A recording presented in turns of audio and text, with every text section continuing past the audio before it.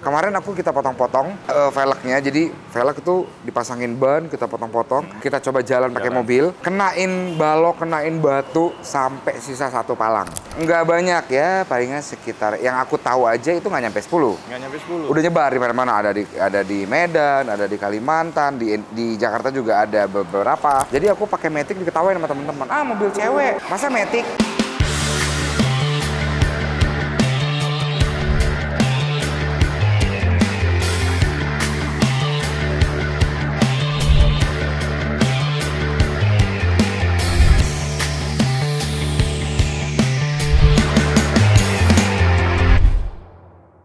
Kembali lagi di channel YouTube Domo Transmisi. Nah, hari ini gua kedatangan Om Sultan dari HSR Wheels. Halo. Halo Om Freddy, sehat Om. Gimana kabar Om? Sehat? Sehat Om. Alhamdulillah. Alhamdulillah. Hari ini Om Sultan datang ke Domo Transmisi bawa mobil yang termasuk langka nih di Indonesia. Ya. E91. Bener Om. Ini yang wagon. Yang wagon.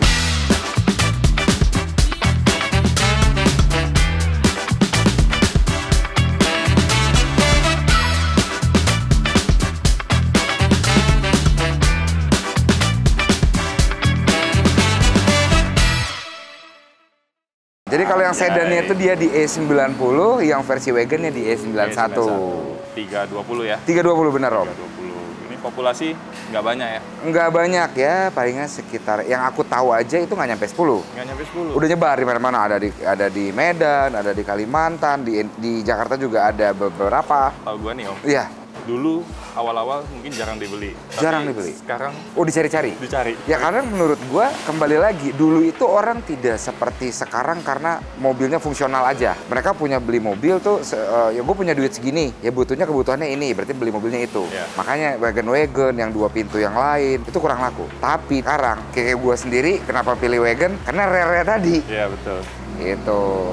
Ini kalau lewat di jalan mata pasti ngelirik. Masa pasti ngelirik? Belum lagi warnanya. Warnanya, benar. Karena kita nge-repaint warnanya biasa kan. Kalau standarnya warnanya silver. Jadi kita repaint ke warna coklat dan ini cukup jauh ngecatnya di Pekanbaru. Kan baru sampai. Karena kita dapat mobil di sana. Oh, oke. Gitu dia. Nah, sedikit cerita nih Om. Iya. Sejarah terbentuknya HSR Wheel. Oke, kita bicara sejarahnya HSR Wheel sendiri itu kita berdiri pada sekitar tahun 2007-an ke atas. Jadi 2007-an itu bos-bos waktu itu masih kecil-kecilan, tokonya itu masih ada di Jakarta Selatan. Mereka itu ada 2 toko saja, mainnya waktu itu main velg second mobil-mobil standar jualannya. Jadi mereka di situ sama temennya, si bos aku yang pertama sama bos yang kedua itu mereka join. Ngebangun lah waktu itu namanya TKB Group. Mulai itu merambah banyak cabangnya, dealer-dealernya. Pada tahun 2013 rilislah HSR Wheel Om.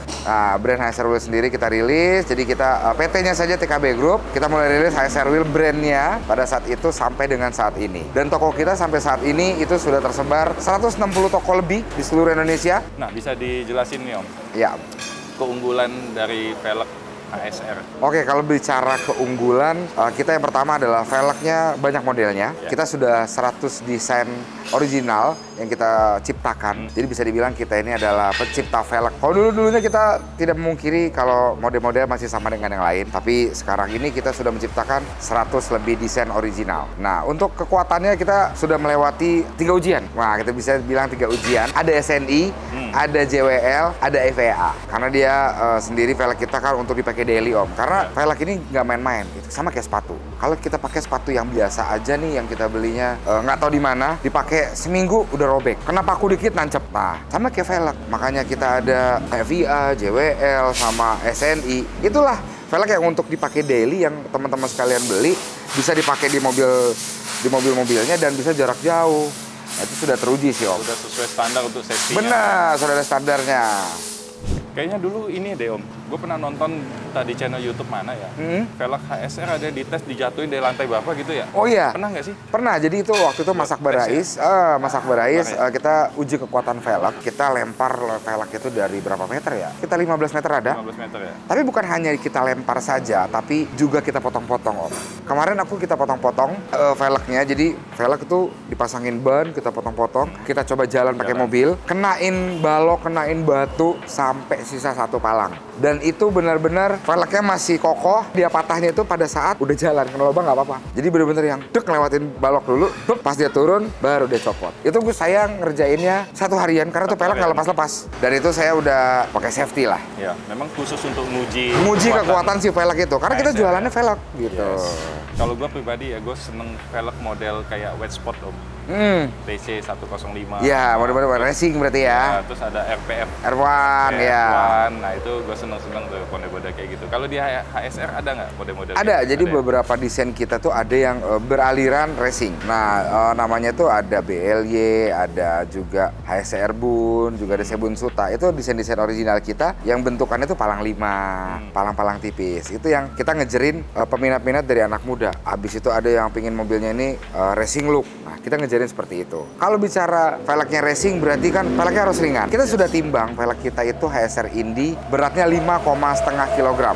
Satu velg. Itu velg yang paling ringan atau yang gimana? Karena Om nanya itu paling ringan, jadi setiap velg itu kan beratnya beda-beda. Tergantung palangnya. Yes. Jadi kalau misalkan velg yang ngeblok tertutup cuma ada celah-celah sedikit pasti lebih berat. Bahannya kan makin banyak. Tapi kalau velgnya cuma palang 5 dan kurus-kurus, ya bisa dipastikan velg itu tergolong ringan. Karena kita untuk daily nih, untuk dipakai daily juga. Jadi kita menciptakannya itu tidak terlampau ringan, tidak terlampau berat, di tengah-tengah. Biar mobilnya itu dipakai nggak keentengan Om. Sama kayak kita misalkan Om dari pakai ring standarnya di 18, Om turunin ke 16, beda 2 ring kan. Itu mobilnya pasti lebih nggak karu-karuan rasanya tuh. Setir keentengan pasti. Tapi kalau Om masih pakai 18 atau Om naik ring ke 19, naiknya 1 sampai 2 inci, satu tingkat, itu pasti rasanya lebih berat sedikit ya. Mobilnya lebih stabil ya. Itu makanya kalau aku sih nyaranin kalau kita mau upgrade velg itu lebih ke naik bukannya turun. Kalau misalkan standarnya di 17 berarti naiknya ke 18. Boleh di 16 tapi bannya ditebelin. Biar fitmentnya masih oke dan mobilnya juga tidak terlampau limbung maupun agak stabil lah gitu. Nah kalau menurut Om nih sekalian edukasi juga nih buat penonton kita. Kalau dibilang materialnya boleh diceritain nggak materialnya apa? Oke, jadi kalau untuk materialnya sendiri nih kita pakai kan versi casting. Casting itu kan cetakan dari bahan alloy.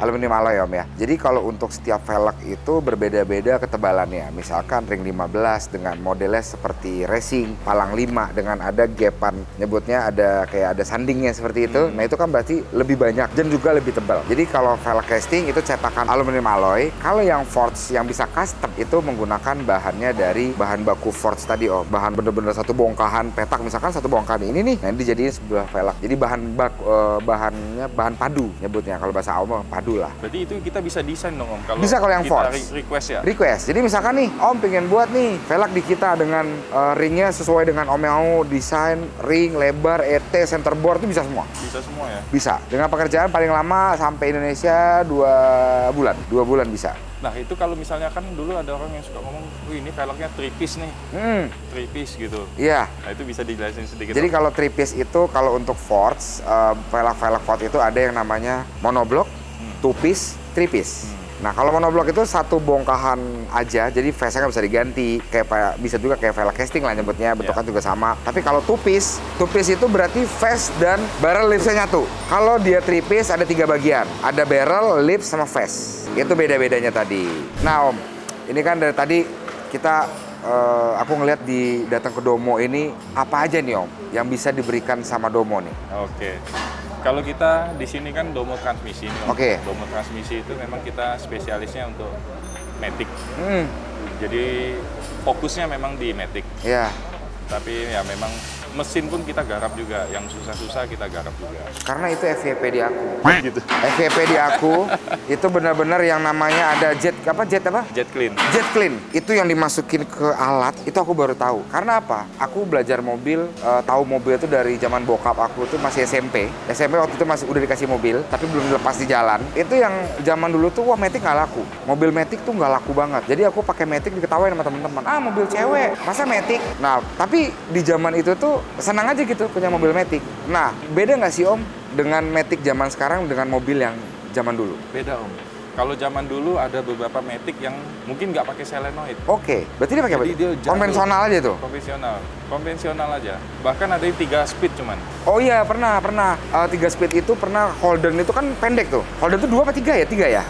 3 kan? 3 speed Holden itu. Bener, ada holder 3 speed. Kijang juga 4 speed. Yang Matic yang Kijang LGX tuh. Tapi kalau 4 speed itu umum sih. Umum ya? Ya, sampai hari ini pun yang 4 speed pun masih banyak. Masih banyak, ya. Tapi sekarang udah lumayan lah. Zaman dulu Avanza 4 speed udah paling keren. Sekarang kita beli Avanza baru udah gigi berapa? 6 ya? 7? CVT udah. CVT ya? Ya. Jadi transmisinya udah bohongan itu. Nah, kembali lagi Om. Ya. Kalau di sini berarti bisa Matic semua, mobil-mobil yang paling payah itu apakah yang terbaru, apakah yang jadul-jadul Om? Yang susah itu kalau misalnya yang spare part-nya agak susah Om. Oh berarti mobilnya yang tergolong seperti ini agak langka nih, itu yang agak payah? Iya, tergantung juga kode gearbox-nya. Oke. Nah, karena Matic itu ada banyak saling pakai. Jadi satu transmisi dipakai untuk banyak jenis mobil. Oh iya, contohnya kayak mesin L15. Honda, ada di Mobilio, ada di Jazz, BRV, ya. BRV. Itu kan sama? Sama. Oh, begitu juga Matic, ada yang begitu juga? Matic-nya juga mereka sama semua. Sama itu? Honda Brio juga sama, walaupun L12. Oh, tapi Matic-nya sama, kalau yang CVT. Semua sama, jadi sepakaian semua. Oke. Ada banyak sepakaian. Contoh kayak Fortuner diesel, itu sama dengan Prado. Oh sama? Sama. Prado sama tuh? Sama. Ada banyak sepakaian. Kayak BMW juga tergantung dia 6 HP, 8 HP, kode belakangnya Oke, iya. Mereka ada banyak sepakaian sih. Ya, karena aku kira tuh ya Jazz aja, misalkan ini nggak, ternyata Matic-nya juga segelondongan itu juga sama ya? Nah yang susah itu sebenarnya kalau yang spare part-nya susah kita jangkau gitu, susah kita dapat. Oke, kita bisa nih bongkar nih perbaikan, tapi butuh satu spare part yang misalnya, ternyata ini rusak nih.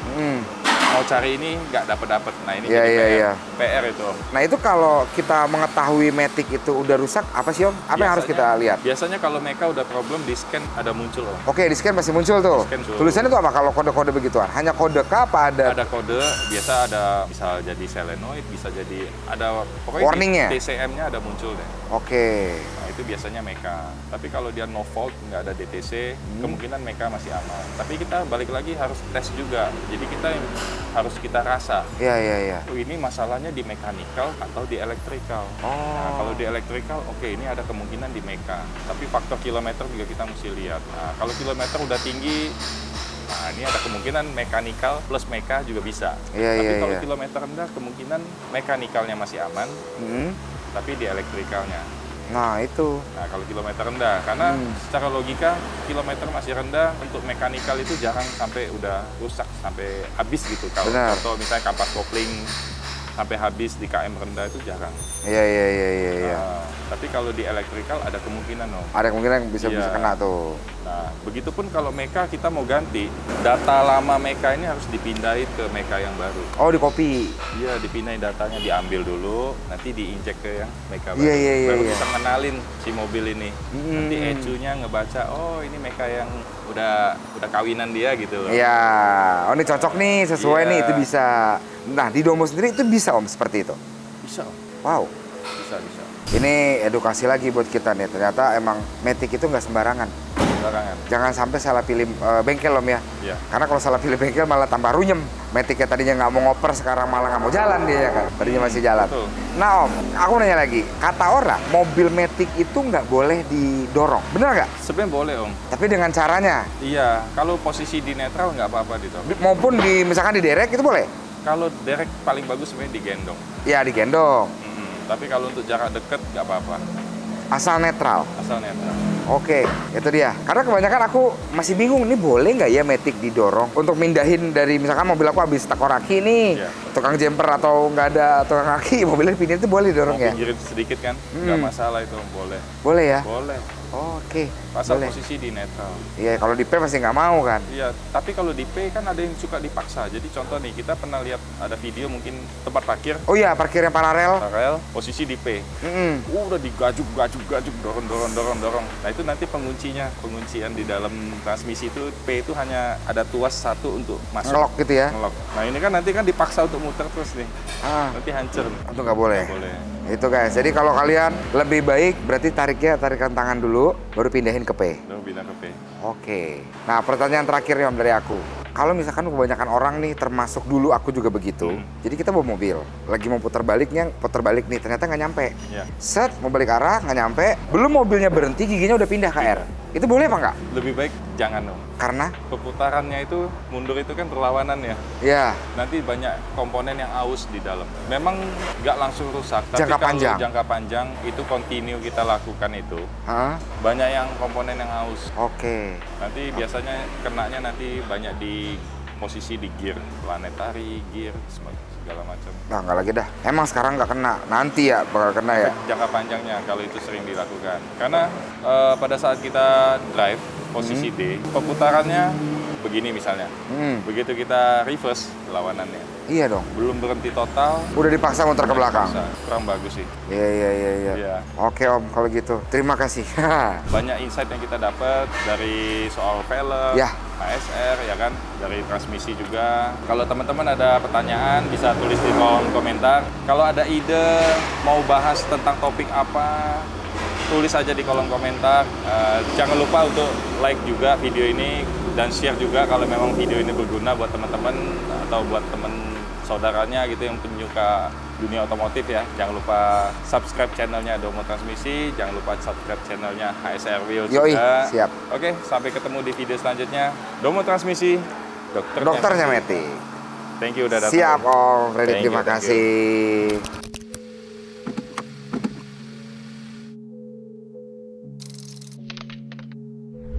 Domo Transmisi, dokternya Meti.